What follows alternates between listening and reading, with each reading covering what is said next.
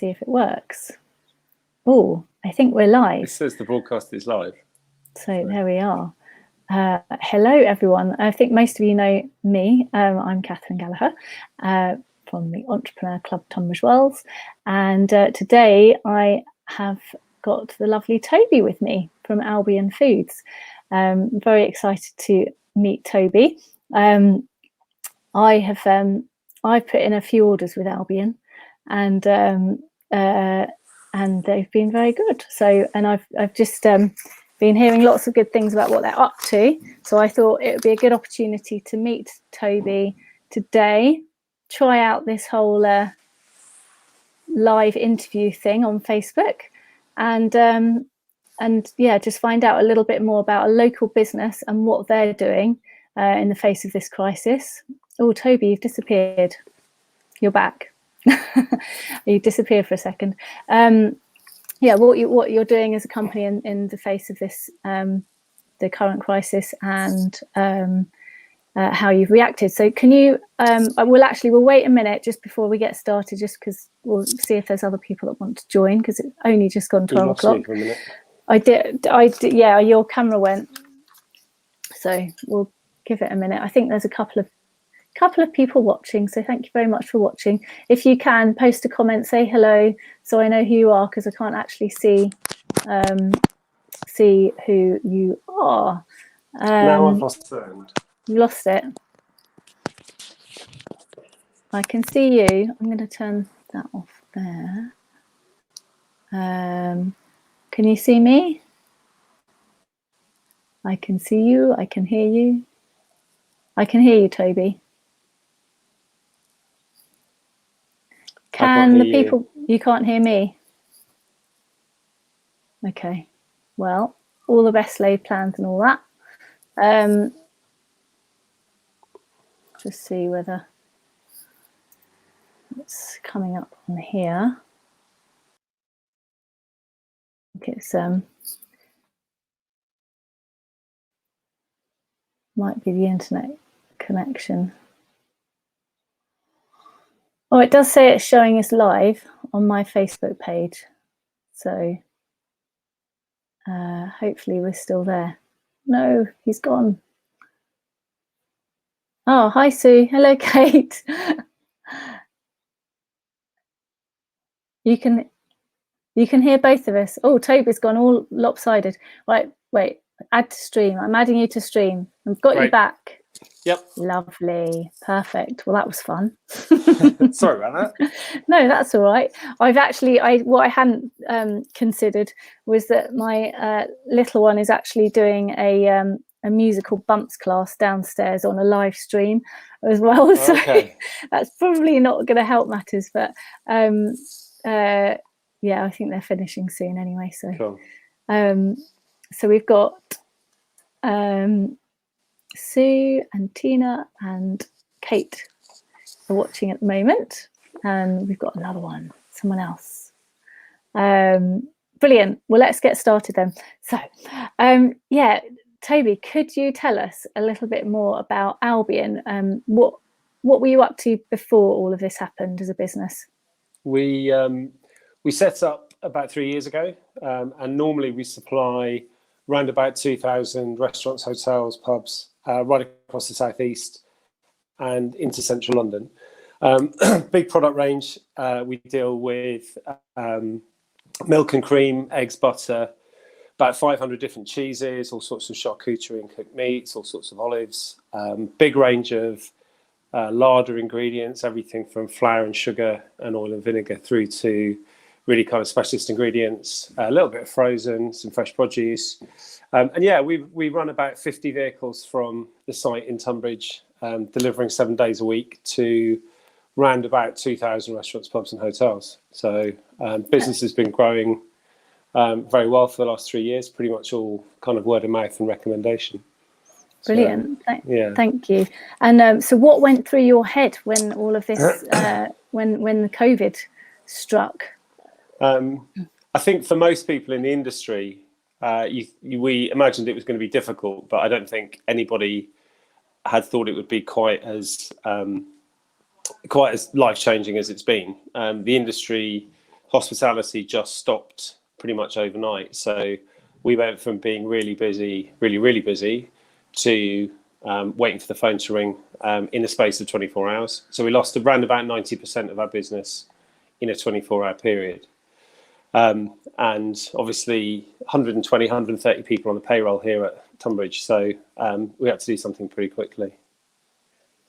So what were your options at that time? Didn't really have a lot, to be honest. As I said, we've always been a business to business company. So we had no experience of dealing directly with the public. The site here in Tunbridge we're not a cash and carry. We don't have a retail presence. The site runs 24 hours a day, but we're picking, packing. It's a warehouse basically. So we talked about it and said, what would happen if we set a website up and offered some of our range to the public, basically. Lots obviously on the news at the time about the fact that people couldn't get supermarket delivery slots. So lots of people talking about the fact they couldn't get an online delivery. So we thought, what would happen if we got the website set up and gave that a go? So that's what we did. Amazing, brilliant. And when you did that, I mean, what at first did you get an influx of like orders, or did it take a little bit of time to start? It's funny. We've got such a great team here, and the website was put together in about 24 hours. I think you know Kate. Kate was kind of instrumental in that, and then lots of other people getting involved with the kind of back office side of the website. So actually getting the website set up initially and deciding what products to go on there, we did quite quickly. Changed one of our big cold stores out in the warehouse over to pick home delivery orders, and then just set a page up on a couple of social media sites, and everybody here was really on board. So I think initially a little bit of the drive came from the 120 people we've got on the payroll here who shared it, and friends, family, where they live, all that kind of stuff. So we ended up with a few orders on day one and a few more on day two, and then it picked up a bit of momentum and went from there. So I think for us, the biggest thing was about trying to offer people the same quality that we stand by with what we do on our business to business side. So we're used to dealing with pretty demanding chefs, and I think sort of delivering to people's houses and delivering to families is as big a responsibility as delivering to chefs, and people know what they want. So quality, both the quality of the product and the produce that we're selling, but also the quality of the service for us is really important. So how do you compare chefs to the general public now you've had the experience? The general public aren't as shouty as chefs, but it's different. But in the same way, it's for us as a supplier, it's demanding because we want to get it right. Interesting, I think with the public, with chefs, when we get something wrong, we go back and sort it out. When we've done that, so we have an email from a customer saying, "Oh, you seem to have missed off my tomatoes," and we say that's okay. Somebody's going to come back and drop them off. That's quite a surprise for people because I think with the supermarkets they're used to maybe getting a refund or getting. But for us, when we deal with chefs, we can't say that. We can't not go back and deliver to them because they've got a menu and they've got a restaurant full of people. So we're used to kind of sorting it out when we don't get it right. And I think from a service point of view, people have appreciated that. So, I can imagine. Yeah, I'm sure. I know from my own experience, having looked at, I think I spent all evening on Ocado or something, waiting to be able to log on to their website, and then finally managed to get on, and I wasn't able to get a slot at all for any deliveries. Yeah. And then I think I'd seen Kate had shared something about you guys. I was like, I'll have a look at that. And I got the first order I got on the website straight away, and I received the order within, it was the 48 hours. The next time I actually received it within 24 hours.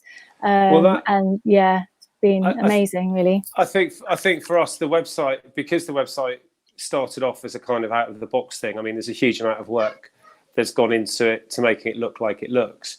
but it's not as, I don't think we have the functionality with the website we would have if we built something from scratch. But actually, people quite like that. It's quite simple, so it is a shop. Yeah, and there's, I mean, okay, there's not as much choice as you'd get like in a big supermarket, but again, you know, it makes it easier to choose because there's not as much to choose from. You're like, right, well, I have that and I have this, and I think the thing with that is we're adding to the range all the time. So with a lot of products that we do, we didn't have, because we normally supply to restaurants and hotels, we don't necessarily have a retail size. So we've just, yesterday we added 400-gram packs of bacon. So all the bacon that we've had on the site has been the £5 packs that we sell to restaurants and hotels. So it breaks up and you can freeze it. It's not a problem. But obviously appreciate for a lot of people, they don't want to spend 11 or 12 quid on a packet of bacon. So we've worked with a lot of suppliers to change some of the products that we've got coming in so that we've got a retail size version. And for some people, they've bought what we normally would sell to restaurants and hotels. On a couple of occasions, we've had people buy things they weren't kind of expecting. We had a gorgeous photo from a mum who'd bought 3 boxes of crisps, not realising that they were actually like the whole boxes that we normally sell to pubs. And she sent us this gorgeous photo of her son standing next to, who was over the moon. But this photo, it's three boxes of crisps, and the stack of 3 boxes was taller than he was. So we've had a couple of kind of things like that, but we're adding to the product range all the time. And as I said, we're adding more of what you would consider a normal kind of retail size products, just to make it a bit more user friendly. But also, we don't really have a kind of the promotional stuff. I've always thought that from a supermarket point of view, quite a lot of the time, the promotions are designed to get you to buy stuff you either don't really want or you definitely don't really need. Whereas with our website, everything is in. Pretty much everything's in like a decent size. So the cheese is in a £1 500-gram pack. All the fruit and veg is either by the bunch or but in a maximum of about 1 kilo or 2 kilos for potatoes. But I think they're kind of decent sizes, and we've tried to keep the prices competitive. We're not the cheapest, but I think from a quality point of view, I think we are pretty competitive. So yeah.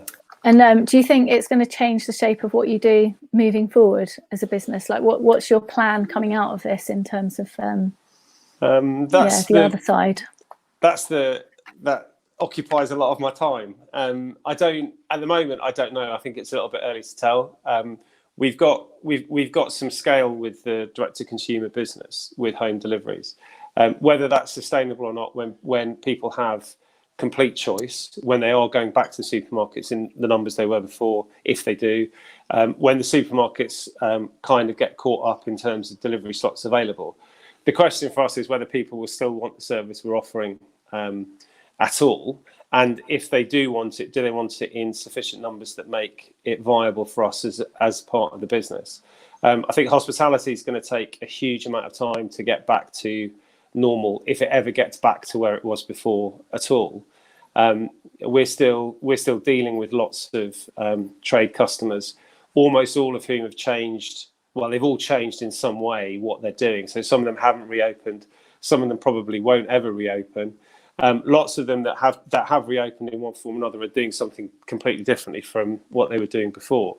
And the things you read in the press about hospitality generally, for a lot of our customers, if you retain social distancing, for a lot of restaurants and bars, it just won't work. It's just they're not viable with half the number of tables and half the number of seats. Running a restaurant's a really, really tough business when things are good. And having dealt with chefs for 20 years, 25 years, they're some of the toughest people you're ever going to meet. They're some of the hardest working people you're ever going to meet. And they're definitely, from a work point of view, the most committed and passionate people you're ever going to meet. But if you take, for most of our customers, half the seats away, the business isn't viable in the form it is now. So for us, I think it would work for us to have the two operations sitting alongside each other. As I said, it just depends. We've got to make sure that we're doing what we're doing on the home delivery stuff really well, so that when people do have choice, that they still want to come back and use us. So there's a lot of work to do on that, but yeah. Well, I think you've kind of hit on a couple of really interesting points that in one of the things I've been talking about off the back of Roger Hamilton, who's a chap that I follow. He talks a lot about moving from crisis management to crisis leadership. And I think there's a lot of companies that, the crisis management side they're just, working their way through things and maybe head in the sand a little bit, trying to get through it, as opposed to a crisis leader, which is sort of taking their head above the water and being able to kind of look ahead. And it sounds to me like that's what you are doing. And having one of the other, well, it seems like so obvious, but the importance of listening to your customer and what your customer wants and what your customer needs. So that's and also not trying to sell the same product that you've always sold, because you've got a whole new audience now. So it's listening to that new audience and what do they need. And then as things do change, in hospitality, it'll be really interesting to see how that whole industry, and having come from a travel background and myself, I find it really fascinating, and in terms of how that's going to look moving forward with I don't know. I'd love to have people's comments on this. So for whoever's watching, any thoughts, if you could imagine what the future for hospitality is going to look like. I think that I've read and listened to so much discussion, and everybody in the industry probably has a very slightly different view of how they see the future. I think the one thing one view that everybody shares is the fact it's going to be incredibly difficult to be able to sustain anything like the business models that were there before. For a lot of businesses that are kind of high street based, the fact that people are on the high street is the thing that's made a lot of the big kind of mid-market chains viable. And if the traffic just isn't there, the people aren't there, then they don't become viable. I think there's going to be, we've added a lot of we've added a lot of Kent-based producers and a lot of Kent-grown produce to the website, and we're doing more with that.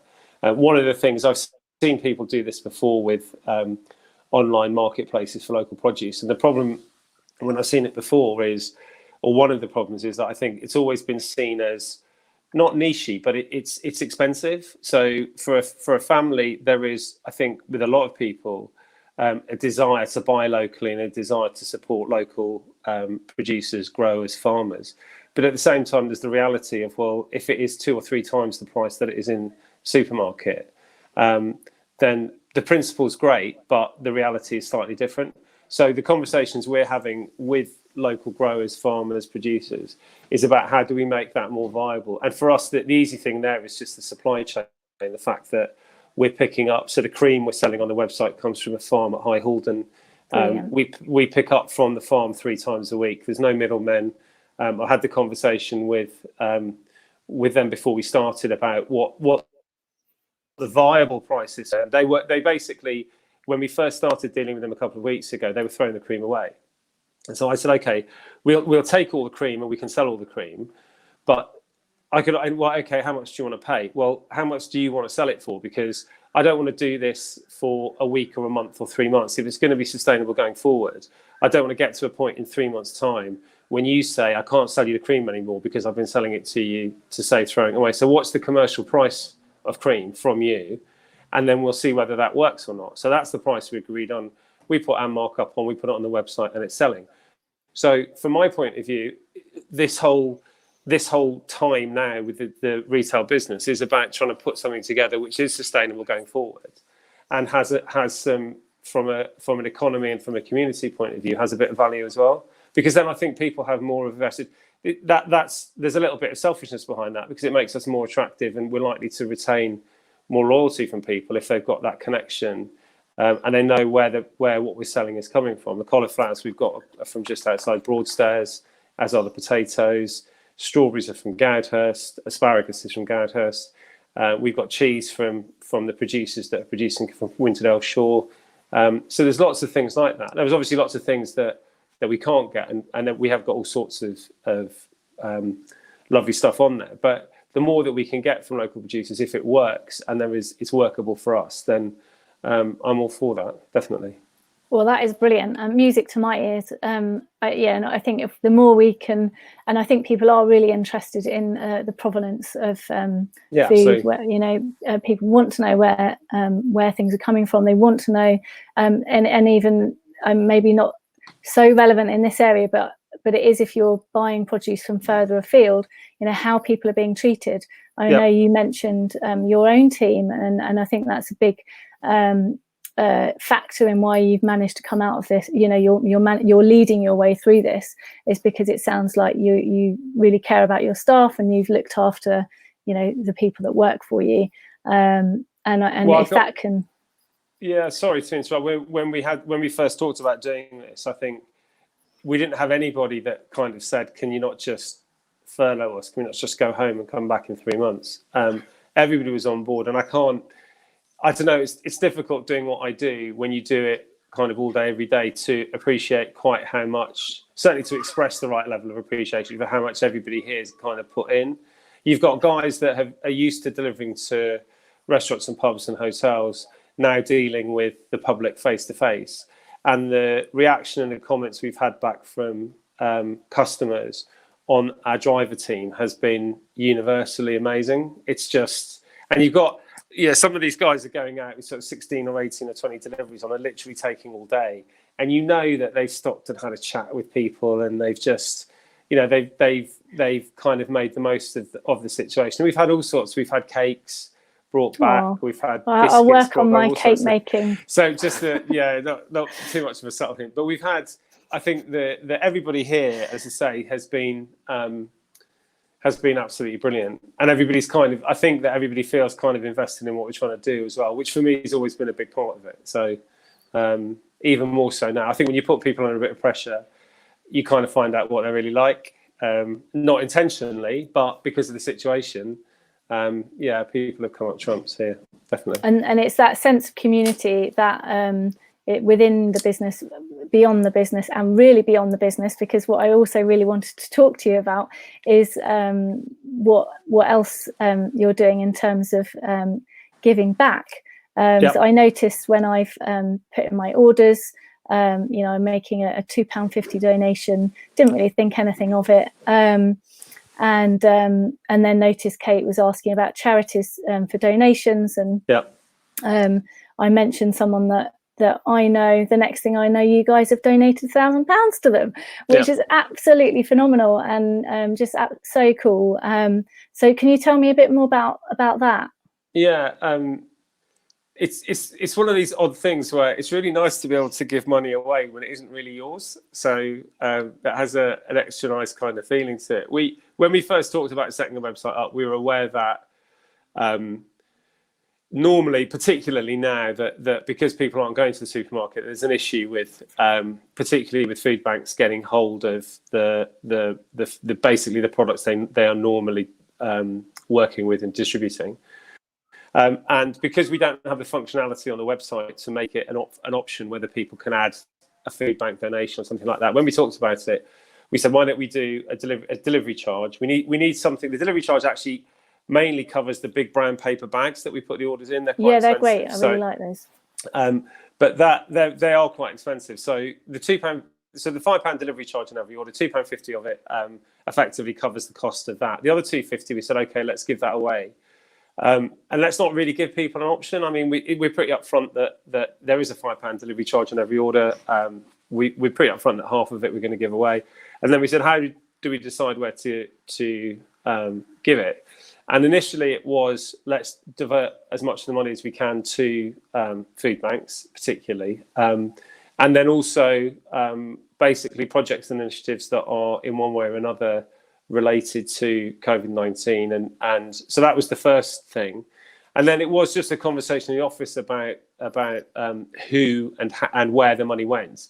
And also that what we wanted to do was actually just do it. I think a lot of the time you kind of see people, particularly commercially, people talking about giving initiatives, but then you sort of wonder, well, who got what when? So what we've actually done is as the money comes into us from the card payment company, we know how much money's there. So every time we get to £1,000, every time we get past 400 orders that we've been paid for, let's just pass another £1,000 on and actually just do it. So let's do the bank transfer or pay it through Just Giving, or however an organisation is receiving money. Let's do it, but not say anything about it till we've actually done it. And part of the reason that we do mention it and we do make something about it on the social media side is really because we're up to about, I think, 2,500 followers on one of the social media sites on Facebook, and sort of growing popularity elsewhere. But it's really about using that platform to raise awareness of those particular initiatives, rather than saying, aren't we great, we're giving money away? Because the one thing that we kind of stress when we say is, this is not our money that we're giving away. Everybody that places an order is effectively throwing £2.50 in the pot. So we're literally just the middlemen passing the money on. So there's no sense in this of us saying, aren't we great, look what we've given away. What we're trying to do is say, we've given money to this initiative, go and have a look at where we can, tagging people in it. So brilliant. And where can people find that, Toby? On your Facebook page? So on the Facebook page, if you go back through the timeline, there are the mentions and the links to the organisations, charities, initiatives that we have sent money on to. And I think we're in the process of adding that as a separate page on the website, and that having a link to all of those individual. And what we've tried to do is we've tried to spread it around geographically. So everywhere from Brighton, Hastings, Canterbury, Ashford, Tunbridge Wells, Sevenoaks, Medway. So basically pretty much everywhere that we're delivering. We've done a couple outside the area. We've got a fantastic project in North London. We're a little bit aware that our normal business, there are parts of the country that really look after us, and we've always had a lot of business from. So there's a couple of areas outside of where we're currently delivering that we've sent some money to, but the vast majority of it has gone to initiatives in Kent and East Sussex. Some food banks, a couple of organisations that are one associated with DAVS, which is West Kent based, DAVS. So again, and they are Together Co in Brighton. These are basically organisations which are effectively community, as you know, focused on something specific, but where the demand for their services, because of everything else that's going on, has increased hugely. Mm-hmm. And at the same time, I think we've got a couple more to do over the weekend. And these are, again, fairly well-known West Kent based or Kent-based organisations, but they're struggling, well, not struggling, but their funding and the initiatives that they normally have to generate funding aren't happening because mm-hmm. of the bigger situation. So, it's from our point of view, it's great. It's a community-based thing, but there really is no sort of, not, it's generosity is not the right word, but we are literally just the middlemen with this. So it's everybody placing an order that's putting their hands in their pockets, not us. Yes, but you are facilitating that, so well done. It's brilliant. Yeah, I mean that to be honest, though, that's the easy bit. literally, kind of. I've got, when it comes to that part of it, that's the easiest job in the world, is just to be the people in the middle.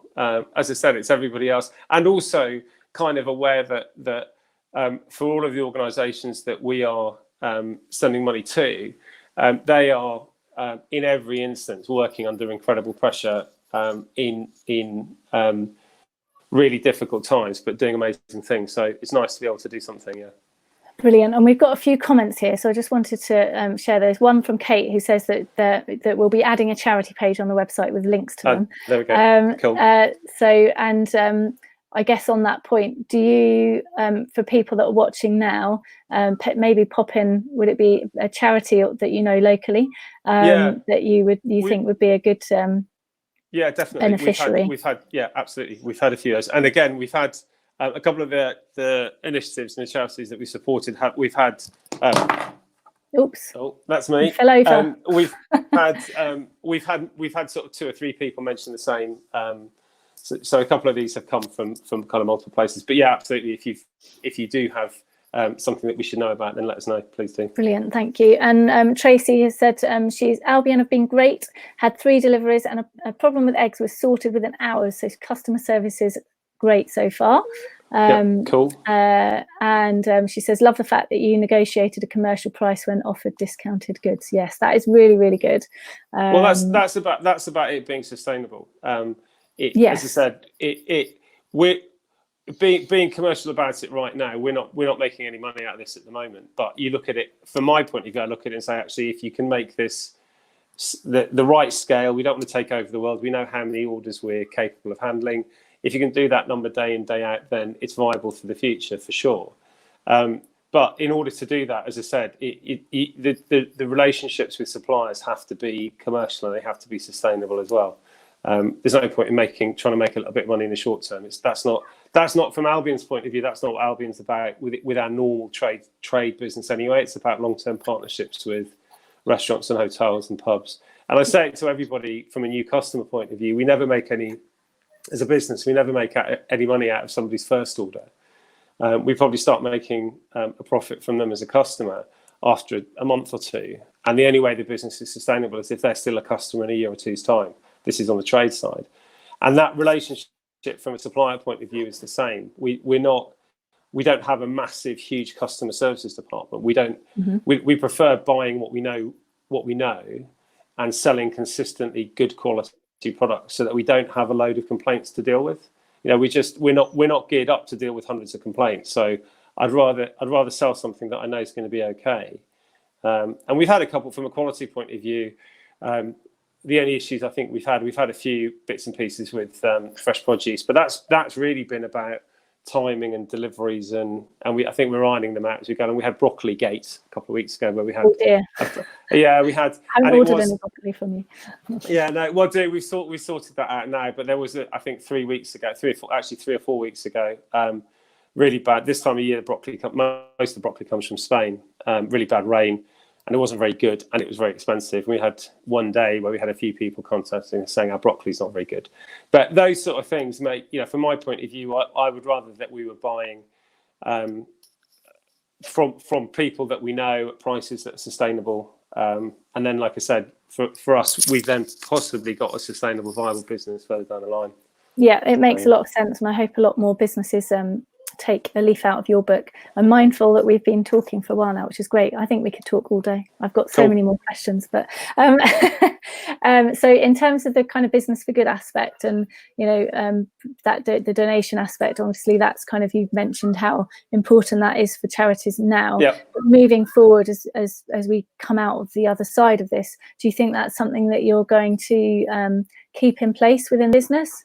Yeah, we've talked here about lots of things if we are going to do this longer term. And it's not really whether we're going to do it. We would love to do it. It's whether there is a demand there, and whether we can stay, when things change, whether we can stay relevant enough that people keep on coming back to us. So one of the things that we've discussed is how we maintain that relevance from a product and a produce point of view.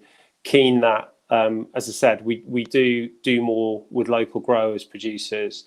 But also then from a community point of view, what else can we do over and above £2.50 here and there that will help make a difference? We've got loads of initiatives. I mean, lots of stuff that we've been talking about. At this point, I don't know how many of them are practical with the website. Don't know how many of them people will pick up on. But there's a lot of stuff within what we do. Part of the reason that I think it's doable on the community side and on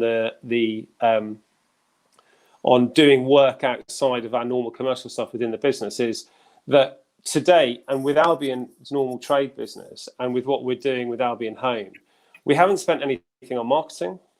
So it's just word of mouth, and it's us doing a really good job. We're fortunate in the food business in that if we do a good job, people generally tend to come back because they buy more food. It's not like us selling somebody a conservatory they're only ever going to buy once. It's people whether it is restaurants and hotels and pubs, or whether it's families, people are doing their shopping all the time. So if we can build on the word of mouth aspect of what we do, and we can retain that customer loyalty, then for most people who do what we do, there is a marketing budget. We don't have a marketing budget. So the money that for us we would be spending on marketing, why don't we try and divert to other initiatives? So that's the thinking at the moment. The practical side of it, I think, will come, but we Yeah. would definitely like to retain that Well, other side of it. the one of the quotes that I always quote at my entrepreneur events is by Larry Fink, who's one of the founder of one of the largest investment banks, or manager of, and he says that in the future, businesses that aren't showing that they're making a positive impact just as much as they're showing they're making a profit won't survive. So I think you're going the right way. And Sue said that she's from Reading, actually, and she said that it'd be good to find caring food businesses like Albion in the Reading and Thames Valley. So there you are. You can expand there next.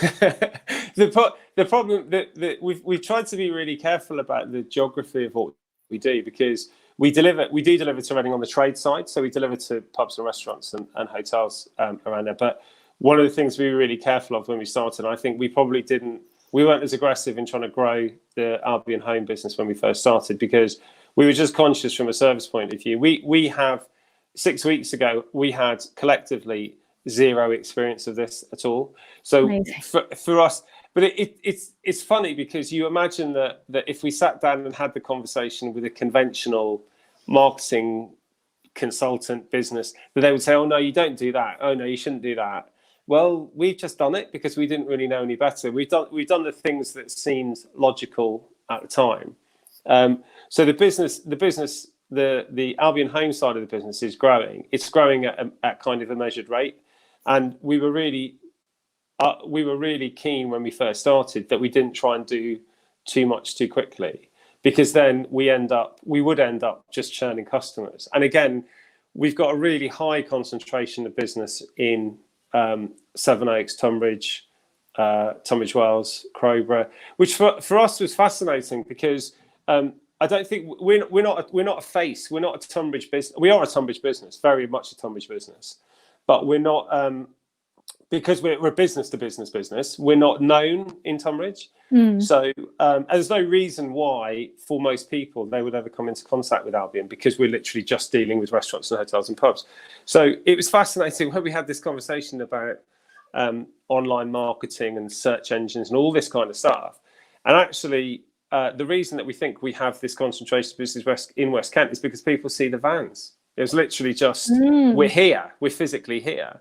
Yeah. And a lot of the traffic to the website has come from our Albion Fine Foods website, which is our trade, our normal business to business one. And we've put a link on there to connect that to Albion Home. But a lot of the traffic coming onto the Albion Home website has come from the Albion Fine Foods website. And that can only really have happened because people have seen the vans, because we don't advertise. We don't do anything like that. So I'd love to go to Reading. I'm not sure how my drivers would feel about me sending them to Reading, but I don't know. I think you're right, though. Never say never. Never say no, never. It's doing things gradually and not running away with it. Absolutely. That's how you can build a sustainable business, again, as you've said. Okay, so Kate says, if people sign up to the website this week, we'll be sending a special offer email on Monday. What is the website that people need to sign up to? So it's albionhome.co.uk. And I think you can sign up without, I don't think you have to place an order to sign up. But as Kate says, we did an email this week to customers that have signed up and or bought from us before, and had a great response to that. We've been doing. I've been negotiating with somebody locally about a particular product. So this is a fruit and veg product, which is always problematic. We think we've absolutely nailed it. So we've got a bit of an offer for the website for next week. And I think we're going to give us an exclusive. Well, it is on the public page though, so don't. Well, so basically. It's avocados. Oh, lovely. So we've been buying avocados from a couple of different places, and they're fine, but they're not perfect. So I was contacted by somebody who is based in West Kent, and they are they're the UK part of one of the biggest avocado growers in the world, and they're based in, as I said, they're based in West Kent. They have their ripening and warehousing is in paddock wood, basically. So they said, would you be interested in selling our avocados? So I said, yeah, that's great. So what we're doing for next week is for everybody that signed up is with the email that goes out, we'll give them a code.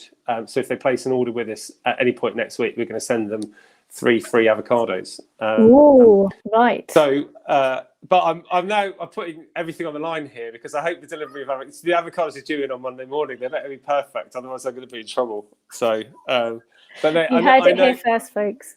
I know who they are, and they're the Haas avocados. They're the browny purpley ones, and they're basically they're giving us what they call a ready-to-eat product, so it's ripe and good to go. So that's coming in on Monday. So we're sending that out as our offer of the week next week. Yummy. So yeah, she'll look forward avocados. to that. Avocados. Yummy, yummy, yummy. So. Well, thank you. There, as I said, there is lots more that I could talk about, but we've been going for 40 minutes now. So, yep. They'll just. Tracy says it's been amazing. Also, seeing the change you've made to what you offer online is great. Makes me want to come back. Just ordered some lovely cheese. Cool. And Sue from Reading says my favourite avocados. You'll have to move here, Sue.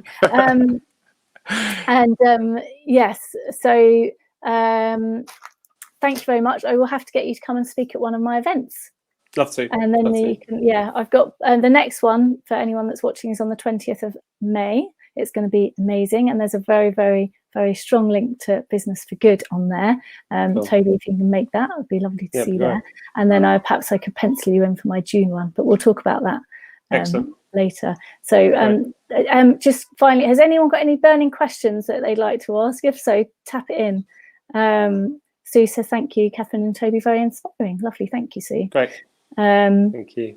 Thank you. I will look at the website. Good, excellent. Awesome. All right, well, thank you everyone so much for tuning in, and thank you, Toby, for sharing your time with us today and your story. It is very inspiring, and well done you. Okay. Thank you. Cheers. Thanks a lot. Thanks. Take care. Bye.